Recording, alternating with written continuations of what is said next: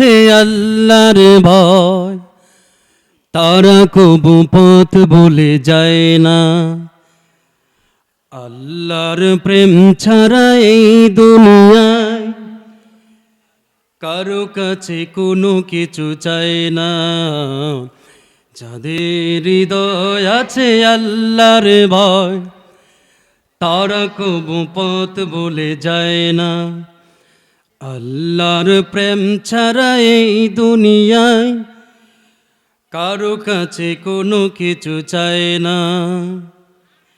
রাতের আধারে যারা সেজদাতে রয়, দু চোখের অশ্রুতে নদী যেন ভয়। রাতের আধারে যারা সেজদাতে রয়, দু চোখের অশ্রুতে নদী যেন বয়। ছলনার হাত ছানি যত আসো, ছলনার হাত ছানি যত আসো, পেছনে ফিরেও সে তাকায় না। যাদের হৃদয় আছে আল্লাহর ভয়, তারা কবু পথ ভুলে যায় না। আল্লাহর প্রেম ছাড়া এই দুনিয়ায় কারো কাছে কোনো কিছু চায় না। দিন কায়েমের পথে যারা অবিচল, তারা হলো আল্লাহর প্রিয়জন। বাতিলের কাছে যারা হার মানে না, সংগ্রাম করে যায় মরণ। দিন কায়েমের পথে যারা অবিচল, তারা হলো আল্লাহর প্রিয়জন। বাতিলের কাছে যারা হার মানে না, সংগ্রাম করে যায় মরণ। হেরার আলোতে যার হৃদয় রঙিন, হাতে আল কোরআনের দীপ্ত সঙ্গীন। হেরার আলোতে যার হৃদয় রঙিন, হাতে আল কোরআনের দীপ্ত সঙ্গীন। সত্যের পথে যারা নিবেদিত প্রাণ, সত্যের পথে যারা নিবেদিত প্রাণ, শত্রুকে কবু ভয় পায় না। যাদের হৃদয় আছে আল্লাহর ভয়, তারা কবু পথ ভুলে যায় না। আল্লাহর প্রেম ছাড়া এই দুনিয়ায় কারো কাছে কোনো কিছু চায় না, কারো কাছে কোনো কিছু চায় না। ঠিক কিনা? সকলে কেমন আছেন? সকলে ভালো আছেন তো? আমাদেরকে ভালো রেখেছেন কে? আমাদেরকে সুস্থ রেখেছেন কে? আমাদেরকে আজকের এই জান্নাতে আসার বসার যিনি সুযোগ করে দিয়েছেন তিনি কে? যিনি আমাদেরকে তৌফিক দিয়েছেন, যিনি আমাদেরকে মায়া করে মহব্বত করে এই জান্নাতের পরিবেশে আসার বসার সুযোগটুকু দিয়েছেন, সেই মালিকের দরবারে প্রাণ খুলে মন খুলে দিল থেকে পড়ি আলহামদুলিল্লাহ। রব্বানা লাকাল হামদ হামদান কাসীরান তাইয়িবান মুবারাকান ফীহি। আমার কলিজার টুকরা ভাইয়ারা, আমার বাবাজিরা, আমরা রাসূলুল্লাহকে সাল্লাল্লাহু আলাইহি সাল্লামকে হৃদয় থেকে মন থেকে আমরা ভালোবাসি। কি তা কথা বলেন ঠিক কিনা? আমরা জীবনের চাইতো আমাদের প্রিয় নবীকে ভালোবাসার প্রয়োজন। আর যদি ভালোবাসা না হয় তাহলে সেটা হবে মুনাফিক। কথা বলেন ঠিক কিনা? ভালোবাসা এমন ভালোবাসা নজির দিতে হবে যেই নবীর ভালোবাসা আবার জীবনটাকেও দিতে দ্বিধাবোধ করব না। ঠিক কিনা মুসলমান? আমার নোয়াপাড়ার মুসলমান, ঐতিহ্যবাহী ছোটনার ভরবাড়ির কলিজার টুকরা যুবকেরা, আমরা প্রমাণ করে দেব আমরা হৃদয় থেকে গভীর থেকে আমাদের নবীকে প্রাণ থেকে ভালোবাসি। এই নবীর ইজ্জত রক্ষার্থে আমাদের প্রয়োজনে শরীরের সমস্ত রক্তটুকু দিয়ে জীবন দিয়ে আল্লাহ রসুলের শান মান ইজ্জতকে আমরা আঁকড়ে ধরব। ঠিক কিনা মুসলমান? আজকে নবীকে ভালোবাসে কিন্তু নামাজ পড়ে না। ঠিক কিনা? আশিকে রাসূল দাবি করে কিন্তু তারা নামাজ পড়ে না, রসুলকে মানে না। ঠিক কিনা মুসলমান? আমার রাসূলুল্লাহকে কেমন ভালোবাসছেন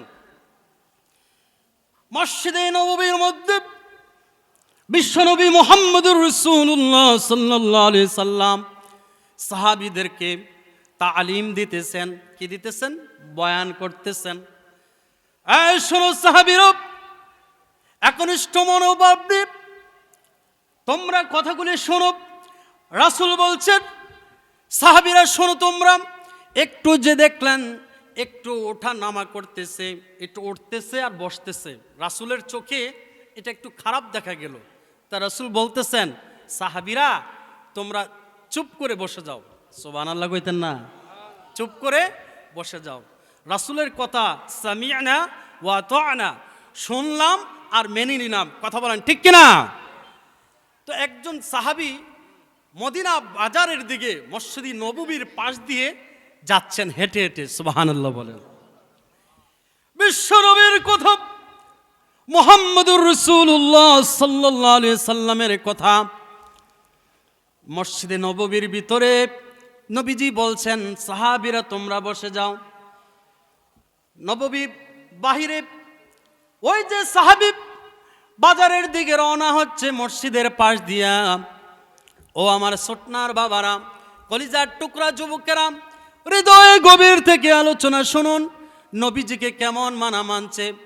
একজন সাহাবী ছিলেন, তিনি বাজারের দিকে যাচ্ছেন, হঠাৎ করে আমার নবীর কণ্ঠ তার কানে আসলো। সুবহানাল্লাহ। যে মাত্র শুনলেন, নবীজির কথা মতো শুনলেন, শোনার পরে একটা পা তার সামনে ফালায় না। নবীজি বিশাল আলোচনা করলেন। আলোচনা শেষ করার পরে বিশ্বনবী মুহাম্মদুর রাসূলুল্লাহ মসজিদে নববীর বাইরে আসলেন। আসার পরে ওই লোকটা বসা অবস্থায় দেখে বিশ্বনবী বলতেছেন, কিরে সাহাবী, তুমি এইভাবে বসে আছো কেন বাহিরে? কয়, নবী, মায়ার নবী, যেই মাত্র আপনার জবান মোবারক দি আমি শুনতে পেলাম বসে যাও। নবী গো, খোদার কসম করে বলি, আমার একটা পা সামনের দিকে আগায় না। পাগল সাহাবী, আমি তো বলছিলাম ভিতরে যারা একটু এলোমেলো করে হাঁটাহাঁটি করে তাদেরকে বলছিলাম, তোমারে তো বলি নাই, তুমি তো চলে যাইতে পারতা। কই, যে কানে নবীর কথা শুনছি, দুইটা কানে শুনলাম, আমার দুইটা পা সামনে যাইতে চায় না। সুবহানাল্লাহ বলেন না? নবী, আমি ইচ্ছে করে যাইতে পারলাম না। যেই নবীর জবান দিয়ে আমি শুনলাম বসে যাও, সেই নবী যতক্ষণ পর্যন্ত না আসে ততক্ষণ পর্যন্ত আমি সাহাবী উঠব না। কি মানা মানছে! সুবহানাল্লাহ বলতেন না? কি মানা মানছে দেখছেন? আর আজকের আমাদের মানা কি অবস্থা? মুসআব, হযরতে মুসআব রাদিয়াল্লাহু তাআলা আনহু একজন সাহাবী ছিলেন। দেখতে হুবহু রাসূলের চেহারার মতন ছিলেন। সুবহানাল্লাহ বলেন। আমার কলিজার টুকরো ভাইরা, বিশ্বনবী মুহাম্মদুর রাসূলুল্লাহ সাল্লাল্লাহু আলাইহি সাল্লামের মতন ওই সাহাবীর চেহারা একটা মিল আছে। ইবনে কামিয়া এই সাহাবীকে হত্যা করে ফেলেছে উহুদের ময়দানে। চিৎকার দিয়ে বলতেছে ইবনে কামিয়া, ও মদিনার বাসীরা, শুনে রাখো, আমাদের দুশমন, চির দুশমন মুহাম্মদকে আমি কতল করে ফেলেছি। জোরে কন্না নাউজুবিল্লাহ। ও মায়ের আমার কলিজার টুকরা যুবকেরা, এক মা আপনার সন্তানকে জান্নাতের বাগানে পাঠিয়ে দেন। এই জান্নাতের বাগানে যারা আসছে তাদের বড় কপাল ভালো, ঠিক কিনা? ওগো মা, কানটা দিয়া মনোযোগ দিয়ে শোনেন গো মা, গভীর আলোচনা। যে মুসআব রাদিয়াল্লাহু তাআলা আনহুকে হত্যা করে ওই কামিয়া বলতেছে, আমি মুহাম্মদকে হত্যা করে ফেলেছি। যে মাত্র মদিনার প্রান্তরে হত্যার খবর চলে আসলো, মদিনার ছোট থেকে বড় পর্যন্ত সকলে মদিনার জমিনের মধ্যে মুরগি যে জবাই করে যেভাবে কাটে, যেভাবে ফাল ফারে, ছোট থেকে বাচ্চা পর্যন্ত সকলে হাউমাউ করে কাঁদতেছে। আল্লাহু আকবার। কি শুনলাম? আমার নবী নাকি মদিনায় নাই, আমার নবী নাই মদিনায়। শুনে একজন পাগল মহিলা দৌড়ে দৌড়ে উহুদের ময়দানে যায়। সাহাবী ডাক দিয়া কই যাও মহিলা তুমি? মহিলার স্বামী উহুদের ময়দানে, মহিলার বাবা উহুদের ময়দানের যুদ্ধে, মহিলার ভাই উহুদের ময়দানের যুদ্ধে। ডাক দিয়ে কই যাও তুমি? আমি উহুদের ময়দানে যাচ্ছি, আমি শুনেছি আমার নবী নাকি দুনিয়ায় নাই। ভালোবাসা করে কয় ও বন্ধু, আল্লাহ পাক সূরাতুল আলে ইমরানের 31 নম্বর আয়াতের মধ্যে বলছেন কত সুন্দরভাবে, কুল ইন কুনতুম তুহিব্বুনাল্লাহ আল্লাহু ফাত্তাবিউনি ইউহিব্বুকুমুল্লাহ।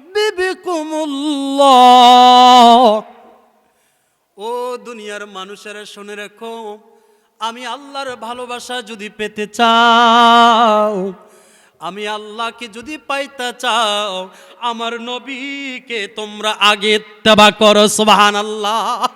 আমার নবীকে আগে মানো, হৃদয় থেকে গভীর থেকে জান প্রাণ দিয়া আমার নবীকে মানো।